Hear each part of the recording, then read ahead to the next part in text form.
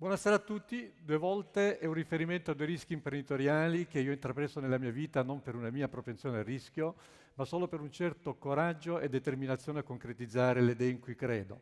Due volte dunque anche un racconto, il racconto di due storie per così dire, di coraggio imprenditoriale, la prima conclusasi, la seconda non ancora conclusasi, che io vi racconterò inserendole in una sintesi di una mia esperienza di vita lavorativa.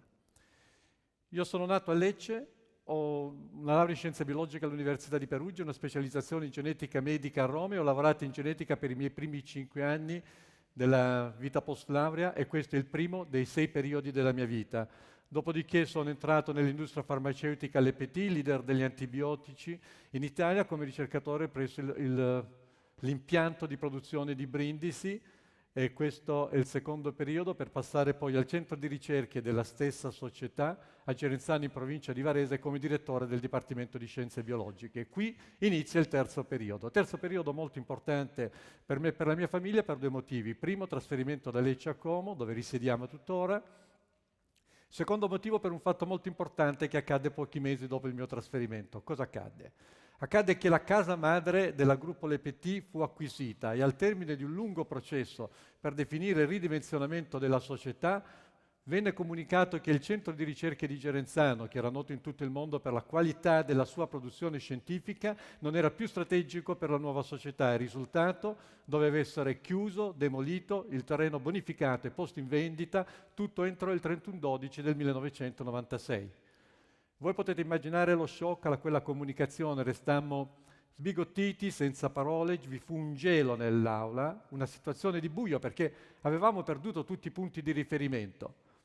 Si levò una voce, poi un'altra e montò una protesta forte, una protesta dura, ma ancora composta perché vi era la possibilità di vendere il centro. Ma quando nell'aprile del 96 tale possibilità svanì del tutto, allora la reazione fu scomposta. Il livello di entropia nel centro aumentò fino al massimo livello, 50 dei ricercatori stranieri andarono via, dei circa 120 rimasti la maggior parte si rifiutava di lavorare incrociando le braccia. Io capii in quel momento che non potevo assistere inerte alla scomparsa di un centro di ricerca di così grande valore, dovevo fare qualcosa e allora mi misi a lavorare su un progetto di conversione di un centro di ricerca in una società di biotecnologia farmaceutica.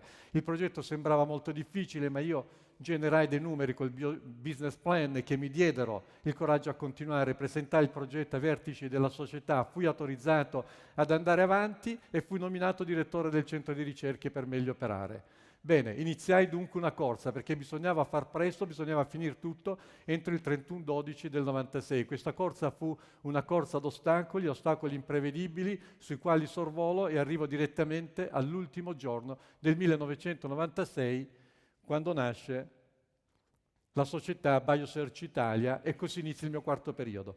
Biosearch Italia, che venne salutata dalla stampa con grande interesse, aveva un obiettivo ben preciso, una mission ben precisa, quella di fornire ai medici nuovi antibiotici per il trattamento di infezioni gravi ospedaliere, spesso mortali, e lo scopo era quello non solo di scoprire, ma anche di sviluppare, produrre e commercializzare questi farmaci salvavita. Ma per far questo vi era bisogno di una montagna di denaro e dunque il nocciolo vero della questione era dove prendere tutto questo denaro. La mia idea era quella di prenderlo in borsa, ma non vi erano società di biotecnologie quotate in borsa al tempo, né vi era un idoneo mercato borsistico su cui quotare questo tipo di società. Dunque la mission sembrava veramente impossibile, però per fare una lunga storia breve arriviamo a luglio del 2000 e la società si quota in borsa con grande attenzione della stampa, grande entusiasmo in Piazza Affari dove il titolo si quota a 42,50 €, che era il massimo dell'offerta pubblica per chiudere la seduta a 50 € e schizzare a 78 € nei 2 mesi successivi.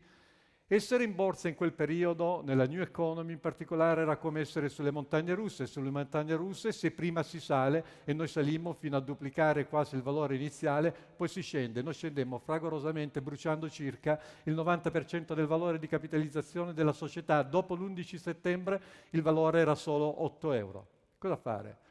Bisognava uscire da quella situazione, ma bisognava uscire in una maniera decisa, forte, e io lo feci facendo una fusione con un partner americano, creando Vecuron Pharmaceuticals. Fu quotata al nuovo mercato e anche al Nasdaq e avevamo creato un business transatlantico e così salvato il titolo che riprese la sua che è ripresa a crescere dopo l'annuncio, come vedete, agganciandosi al titolo americano e sganciandosi definitivamente dal trend del nuovo mercato che continuò nella sua discesa inarrestabile. Bene, ero molto soddisfatto, avevo salvato una società e i suoi valori e così negli Stati Uniti, dove io mi trasferì con la mia famiglia, finisce la prima storia per nascerne un'altra. Lì io potei condividere la mia straordinaria passione per il vino con tanti amici americani e allora compresi come loro, che erano stanchi dei vini omologati, avrebbero potuto apprezzare i vini italiani così diversi e poco conosciuti. E quindi questa poteva essere un'opportunità per l'Italia. E così, in un misto tra spirito patriottico e stanchezza di avere il mio umore legato al titolo in borsa, io ho deciso di tornare in Italia con la mia famiglia, ho creato una società, io ho investito nel vino seguendo la mia passione. In realtà ho fatto altri investimenti, tutti legati allo sviluppo territoriale, e ho fatto un grosso errore. L'errore è stato quello di credere di poter controllare tutti questi investimenti dal mio ufficio di Como, avendone affidato la gestione a persone che ritenevo affidabili. Questo non è stato. Queste persone non sono rivelate tali. Io ho subito fortissime perdite economiche che mi hanno costretto a chiudere tutti gli investimenti, ma non quello sul vino.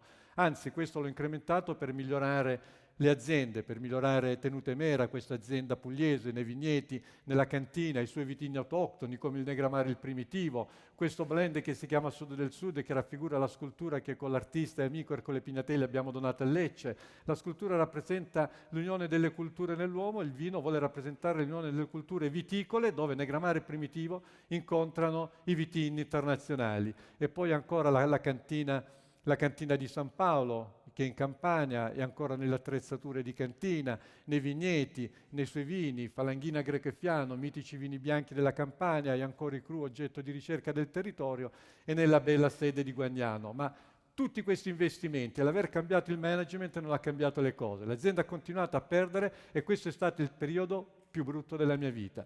Veramente in questo periodo ogni giorno venivo, come dire, dilaniato quasi dal dubbio se bloccare tutto, disinvestire e quindi salvare il salvabile oppure proseguire, però con il rischio di perdere tutto. E io ho deciso di andare avanti, supportato e incoraggiato dalla scelta di mia figlia che ha deciso dopo una laurea alla Bocconi di venire ad aiutarmi in azienda.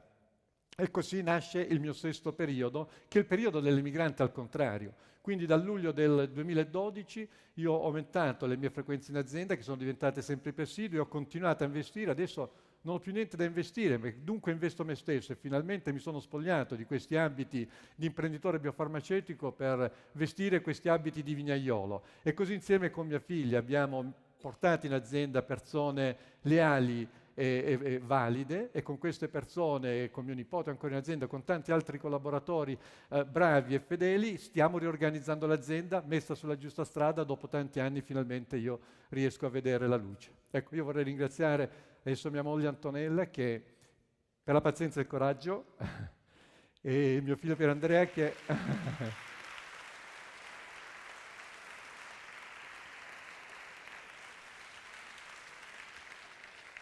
grazie, mio figlio Pier Andrea che lavora e vive a Ginevra per crederci sempre e ovviamente mia figlia Alessandra. Io spero che questo brindisi per la avvenuta raccolta dell'uva possa essere un brindisi propiziatorio per raccogliere finalmente il successo dopo tanti anni di duro lavoro. Grazie per l'attenzione.